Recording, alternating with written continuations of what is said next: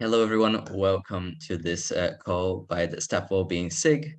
And generally, those calls are not recorded because they mostly focus on the breakout rooms and wouldn't make much sense to record that. But today, Hilda Campbell is introducing us to 15 seconds, 30 minutes, a prioritization and time management tool that a lot of people requested and are interested in. So we decided to record just that bit of the call in case you're interested, and you will find more resources on how to follow up with this introduction later on. So with you, Hilda. Thank you, Joram. That's appreciated. Before we talk more about 15 seconds, 30 minutes, I just wanted to raise awareness for anyone who didn't know about min specs within liberating structures. And that's another thing to look at in terms of how do we find a way to save time?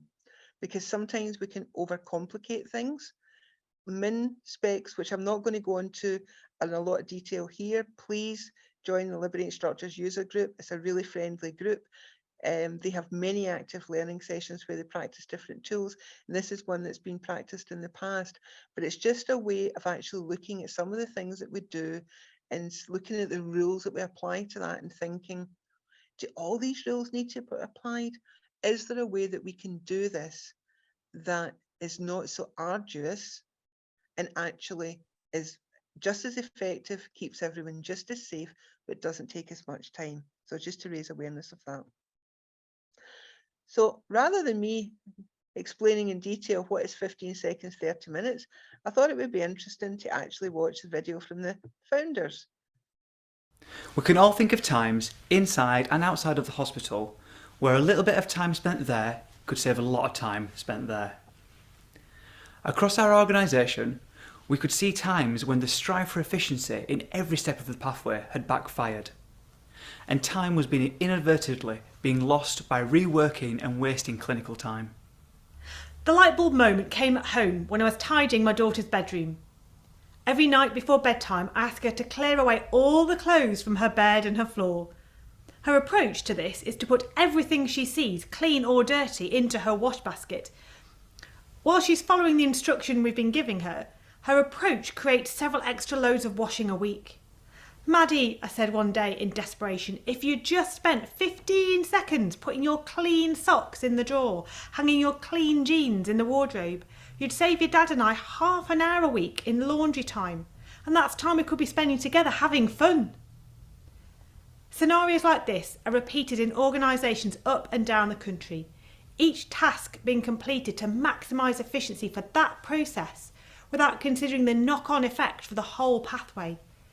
This local optimisation is a key cause of delays and frustration in healthcare, but requires very few resources or training to overcome. The main aim of our social movement is to encourage staff to take an extra 15 seconds now to save someone else 30 minutes later on.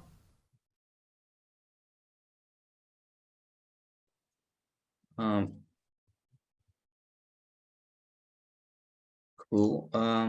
So That's great. Thank you. I'll just go back to screen sharing. perfect.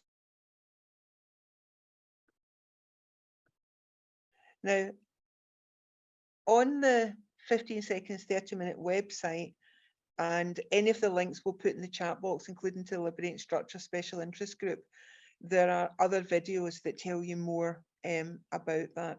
But I hope that's given a flavour of just how simply sometimes doing something that doesn't take much time in one place can make a big difference somewhere else. And because we're all pressed for time, anything that saves time is really valuable. On the site, people who've had a mission to help save time can post what they did. So I'd like to introduce you to Owen. Owen's studying medical imaging, and his mission is to raise awareness about invisible conditions. Because sometimes assumptions are made about people, or not enough time is taken to really understand that person and what's happening in their life, and that can have an impact on their experience within healthcare. So the 15-second, 30-minute mission pack is all able to be downloaded from the website, along with workshop slides and all sorts of other materials I'll touch on shortly. But this was Owen's mission pack.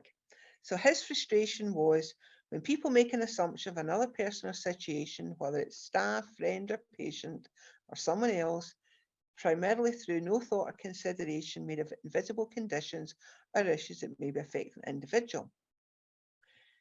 His idea to increase joy was by raising awareness and educating others about those invisible conditions, perhaps diabetes, or getting people to think about external factors that may affect a person, things that were going on at home, the journey time to come along to an appointment, to see the person as more than the condition that they were presenting for, that there was so much more going on in their life than simply that, and that needed to be taken into consideration. This again is in the mission pack, and this is something which if you decide to practice using 15 seconds, 30 minutes in your team, you can download all this and fill it in. But raising awareness of invisible conditions and situations was his mission. And then he took time to think, well, what's the impact of the mission? Vulnerable people will find service site more approachable. Better, safer, efficient, welcoming, friendly hospital, because people are being seen as individuals. Encouragement of trust, efficient and safer teamwork, joy and happiness, better communication, improved efficiency. Now, this really resonates with me because paperwork is something which we all struggle with, and it can be very time consuming to a point where as clinicians, people may find 60% of time is maybe for direct care, 40% of time can be tied up with administration. Sometimes it can be even more than that. So one of the things we did in my own organisation was in looking at the paperwork that we used to help identify the reasons why people were coming, what their goals were, and this was a third sector community mental emotional wellbeing service. We actually invited the people using the service to help us co-design the assessment. So rather than it being a pre-designed assessment tick box exercise where people had to fit themselves into boxes, we actually said, okay, what do you think we should be asking when you come for an appointment? What goals are you looking for?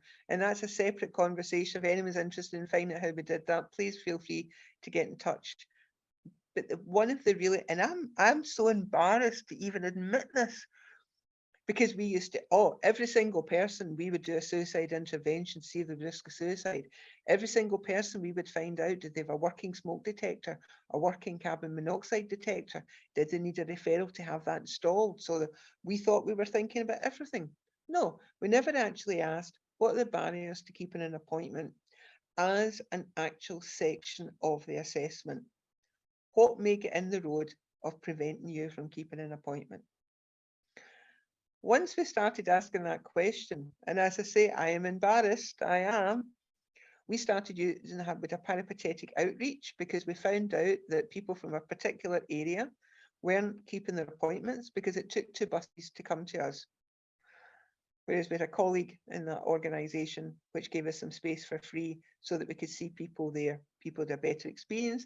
Team also had a change of scene, got to meet new colleagues, had a better uptake of appointments. So I'm not going to go into that in great detail. I'm just going to simply share that by someone actually asking, what barriers do you have to keeping appointments? That created all sorts of organisational shifts in terms of out of hours appointments for people who were at work, couldn't keep traditional appointments, which the team were really happy with because it meant they had half days, which they hadn't had before because it was traditional working hours. So, and it was all the changes happened in consultation with the stakeholders, including the staff team. So just a simple question like, is there any barriers you can see to keeping an appointment? Actually did save us a lot of time and wasted appointments, doing surveys to find out where people aren't coming, etc., because the people who came shared their wisdom with us, from which we learned. So the final thing in the mission statement, Just and a this second. is the mission. So before we move on, Charlotte has her hand raised, probably a question. Oh, sorry, Charlotte. Yes. That's okay, Hilda. I just wanted to check. So just that example. So you went from managing risk, I guess, in a scenario that you gave around the smoke detectors, and then you found a way to the barrier of keeping appointments. How did you join the dots between that when you've gone from a risk focused to I guess I don't even know what you call it, like we still had all the risk assessment, so all the things which we as healthcare professionals required to know in order that we could best provide the service to that person was still there.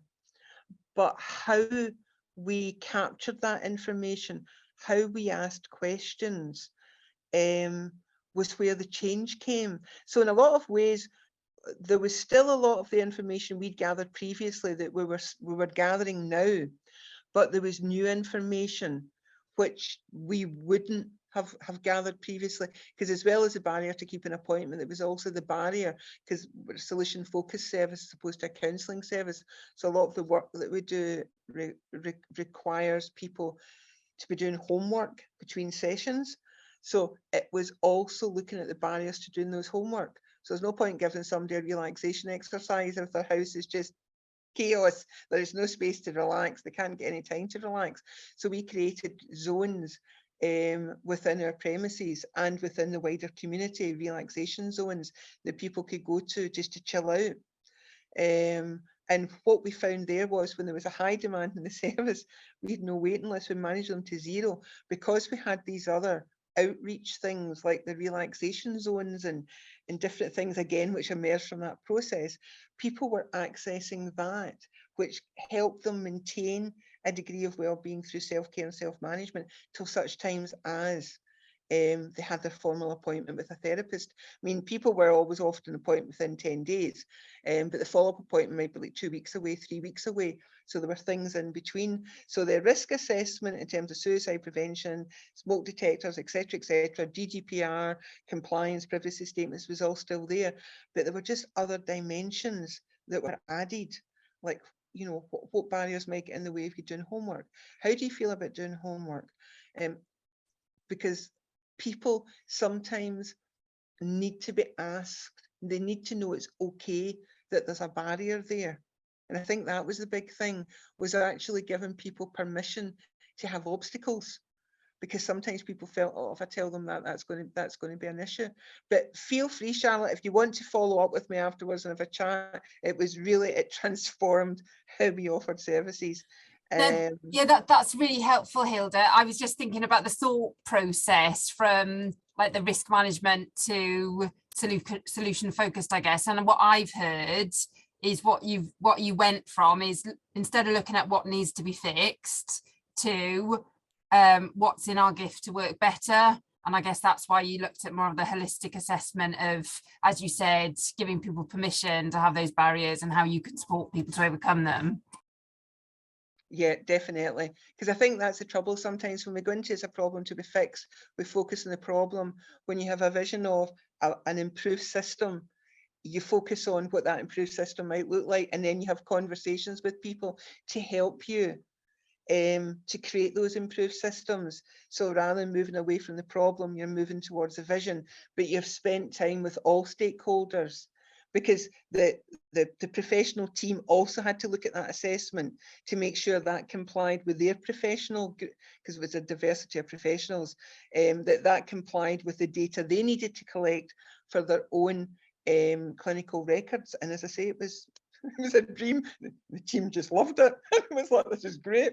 And when they fed back to their respective professional bodies about it, they were really intrigued about it as well. And they're like, oh, it's getting the key information, it's offering the best service we can for people, but it's minimizing the paperwork and asking the questions that actually make a difference in people's lives. So no, happy to follow up.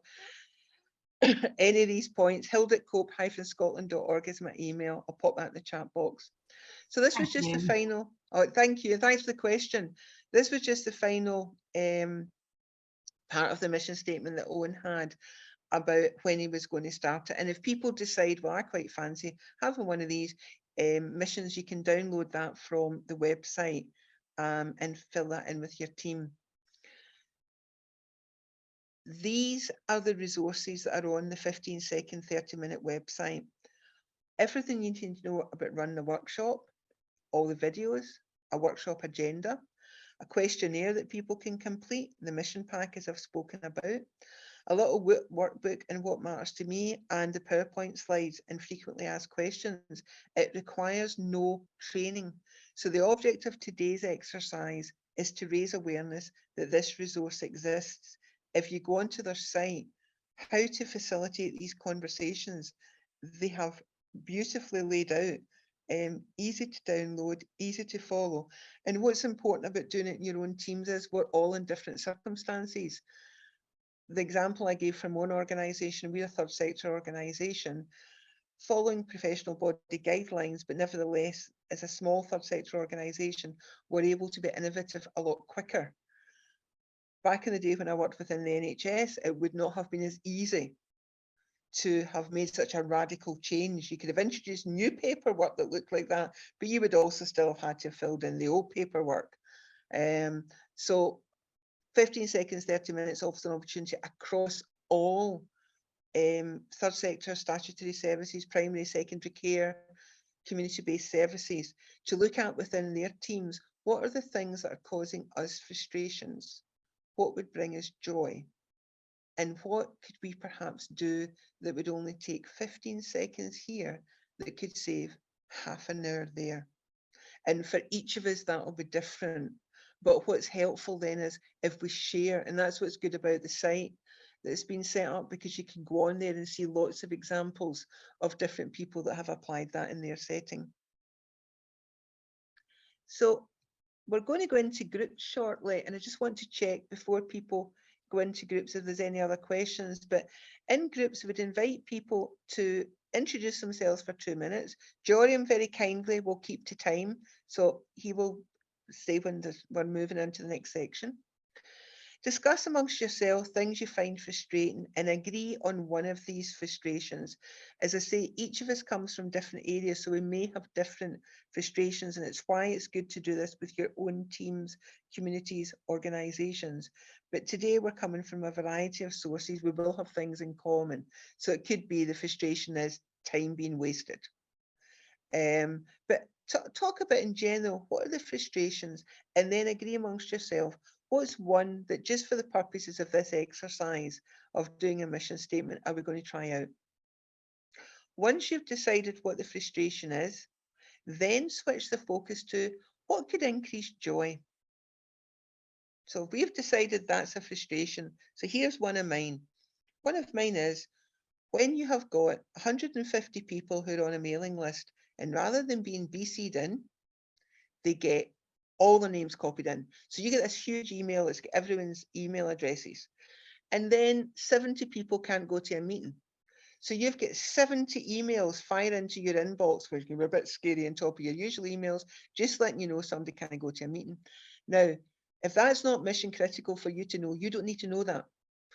So by only replying to the person that sent it, if all the other emails have to be copied in, or blind copying somebody in, that's a really simple example of 15 seconds, 30 minutes. And I don't believe I'm the only one that finds himself inundated with reply alls that really it's like, I didn't need to know that. Then once you've had a think about, well, how did that increase joy? Take another few minutes to reflect on what impact will that have? And then finally, is the specific example that you've worked together on today something that you might take back and share with your own team? So it's frustrating when I can increase joy by, and what would the impact be? Don't worry about having to fill in all these forms today. I'm just showing you what a blank one looks like. So if you decide once you get back to your own locations that you want to download these, but for today, when we get into the groups, introduce yourself, things you find frustrating, agree in one. What would bring you joy? Agree in one action. What do you think the impact of that would be? And is that something that you would want to apply when you get back to your own teams?